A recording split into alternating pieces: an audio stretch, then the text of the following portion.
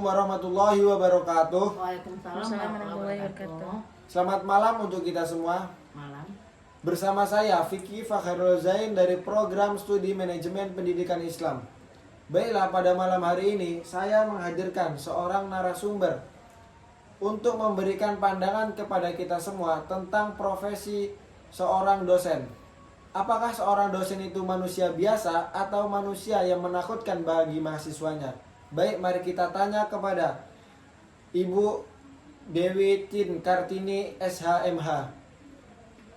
Baik, di sini saya akan mempertanyakan, ada beberapa pertanyaan ya Bu, izin ya Bu. Ya, boleh, silakan. Sini tentang bagaimana menurut Ibu memotivasi mahasiswa untuk aktif dalam proses pembelajaran Bu di kelas. Oke. Seperti kita ketahui, mahasiswa ini banyak sistem atau pola pembelajaran yang menjadi dasar bagi diri mereka sendiri.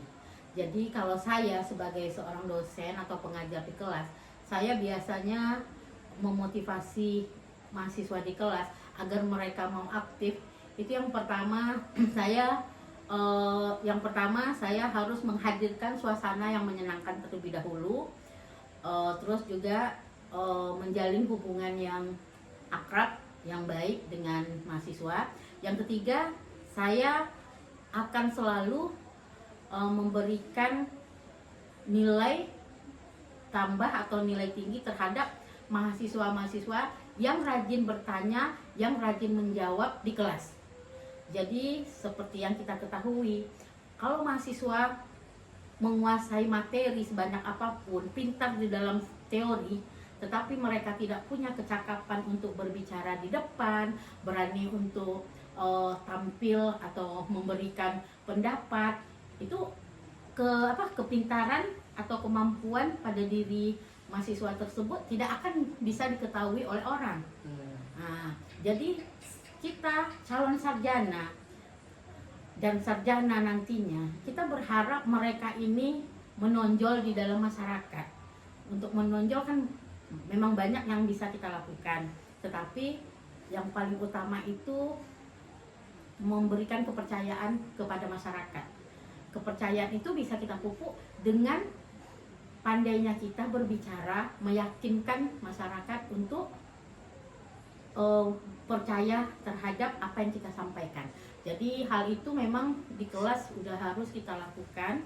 Jadi saya memang metode pembelajaran di kelas itu saya lebih banyak kita memberikan mahasiswa itu tugas tersebut nanti dipresentasikan, dan bagi mahasiswa yang bertanya, menjawab, itu saya akan memberikan nilai plus. Itu yang pertama. Terus yang berikutnya mungkin juga cara kita untuk membuat mahasiswa aktif di kelas itu mungkin dengan menerapkan disiplin juga, terus menyajikan hal-hal yang belum pernah mereka dengar juga, pengetahuan yang kita seimbangkan atau kita iringkan antara teori dan kenyataan di masyarakat. Jadi pengalaman-pengalaman hidup, cerita-cerita itu biasanya juga memupuk mahasiswa itu untuk fokus mendengarkan, dan mahasiswa itu nantinya akan berani untuk berbicara dan tampil ke depan. Itu aja. Terima kasih banyak Bu. Lanjut pertanyaan yang selanjutnya Bu. Bagaimana menurut Ibu menyesuaikan sistem pembelajaran pada zaman dahulu dengan zaman sekarang ini Bu? Maksudnya bagaimana kita menyesuaikan sistem pembelajaran sesuai dengan perkembangan zaman. Ya. Betul. Yang pertama, setiap profesi apapun, bukan hanya dosen ataupun guru sebagai pengajar, itu apapun bentuk profesinya, yang utama yang harus dilakukan itu profesional. Profesional itu dalam artian kita sebagai pemikul profesi apapun itu siap dengan perkembangan zaman. Misalnya contoh, zaman dulu mungkin pembelajaran itu jauh dari namanya teknologi. Nah, sekarang semuanya full teknologi. Mau tidak mau sebagai pengajar, kami juga harus belajar dan harus bisa untuk menggunakan, mengaktifkan segala bentuk teknologi agar mendukung pembelajaran di kelas khususnya. Umumnya mungkin bisa di perguruan tinggi atau di sekolah-sekolah bagi guru itu salah satu yang harus kita punya sebagai pengajar. Jadi apapun bentuk zaman, selagi kita profesional, kita pasti bisa mengikuti proses pembelajaran dari hari ke hari dalam bentuk apapun, masa apapun, dan dengan sistem apapun. Nah, saya rasa itu aja. Keprofesionalan seseorang yang mempunyai profesi, khususnya dosen mungkin dengan guru, seperti itu. Terus yang berikutnya juga sebagai seorang pengajar, baik itu dosen atau guru, saya rasa kita mungkin lebih dengan teknologi yang ada sekarang, anak-anak baik itu murid ataupun mahasiswa, mereka mungkin sudah biasa dimanjakan atau disajikan dengan media visual. Jadi mungkin penyampaian kita secara materi, secara lisan itu mungkin agak kurang tepat sasaran untuk saat ini. Jadi kalau saya biasanya akan, setelah saya memberikan beberapa pandangan pembelajaran, itu biasanya kita akan menyajikan pembelajaran tersebut dalam bentuk media visual. Jadi anak-anak atau mahasiswa tuh bisa menonton, karena bagaimanapun karena udah terbiasa dengan sistem teknologi yang memang biasa memakai media visual, maka jadi kita biasanya keadaan seperti itu membuat mereka tuh lebih paham, lebih cepat menangkap dengan dihadirkan juga pola atau sistem pembelajaran dengan media visual, daripada kita harus memberikan materi atau teori itu secara lisan. Jadi itu. Nah, yang ketiga, mau tidak mau kita sebagai pengajar ataupun dosen ataupun guru itu memang harus bisa menyesuaikan juga waktu di dalam pemberian tugas, waktu di dalam pemberian materi, dan waktu di dalam praktek. Dalam artian apa?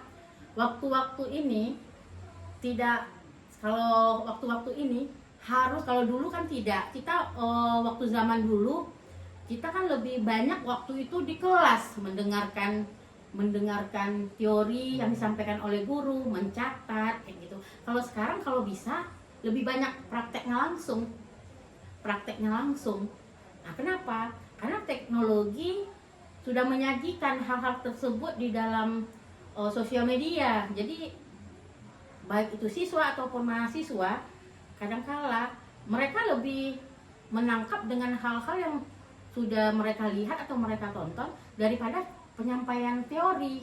Kalau dulu kan teori dulu baru praktek kerja nyata. Kalau sekarang kayaknya udah melihat sesuatu hal secara visual baru teori yang menyusul kayak gitu, keingin tahu menyusul. Jadi itu 3 hal itu yang memang harus kita pupuk, yang memang harus kami sebagai pengajar menjalankan.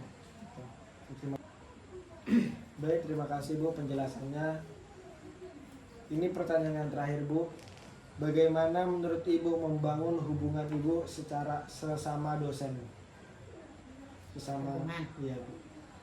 Hubungan, saya rasa membangun hubungan sesama rekan kerja, kolega, ataupun sesama satu profesi itu pastinya sangat penting. Bukan hanya sekedar kita membangun hubungan itu di dunia kerja saja, tapi di masyarakat umumnya hubungan itu memang harus kita jaga.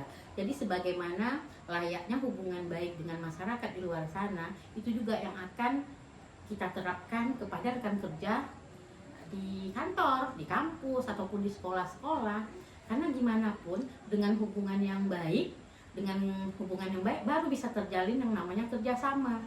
Kalau kerjasama sudah terjalin, insya Allah apapun permasalahannya, kita bisa saling tukar pikiran, saling menutupi kekurangan, dan saling memberikan hal-hal yang baru yang mungkin rekan kerja kita belum tahu gitu.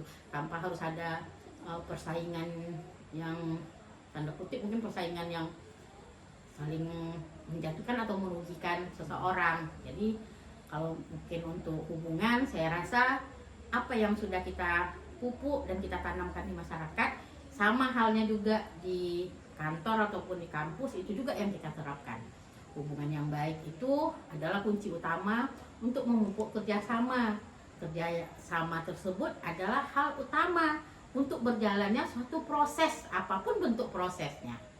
Jadi saya rasa itu yang bisa saya berikan. Dapat disimpulkan tadi yang Ibu telah sampaikan bahwasannya yang poin pertama, di sini ada 3 poin yang Ibu sampaikan tadi. Ada yang poin yang pertama dapat disimpulkan bahwasannya seorang dosen harus ikut andil dalam diskusi di kelas. Supaya apa? Supaya seorang mahasiswa ini aktif dalam diskusi, tanya jawab. Untuk dalam contoh, seorang dosen ini menjanjikan sebuah nilai gitu ya Bu ya. Bisa jadi mungkin dengan memberikan, diiming-iming mahasiswanya dengan nilai. Bagi mahasiswa yang aktif, nilainya nanti akan lebih dari mahasiswa yang tidak aktif. Poin yang kedua yaitu tentang seorang dosen harus profesional dalam menjalani tugasnya. Seorang dosen yang Ibu sampaikan tadi harus profesional dalam menjalani tugasnya. Dalam contoh, seorang dosen harus mengikuti sebuah perkembangan zaman, apalagi pada zaman sekarang ini, yaitu tentang perkembangan teknologi. Maka seorang dosen harus harus menguasai dalam Menguasai teknologi. Poin yang ketiga yaitu bahwasan bahwa seorang dosen harus memiliki hubungan yang baik dengan rekan kerjanya agar tercipta kerjasama yang baik sehingga semua permasalahan dapat terselesaikan. Begitu Bu? Ya. Ternyata saya tekankan sekali lagi bahwasannya seorang dosen itu bukan manusia yang menakutkan bagi mahasiswanya, namun bisa juga sebagai teman yang baik dalam proses pembelajarannya. Mungkin itu saja yang dapat saya sampaikan. Saya berterima kasih kepada Ibu yang telah memberi penjelasan yang sangat baik. Semoga apa yang telah disampaikannya ini dapat bermanfaat bagi kita semua.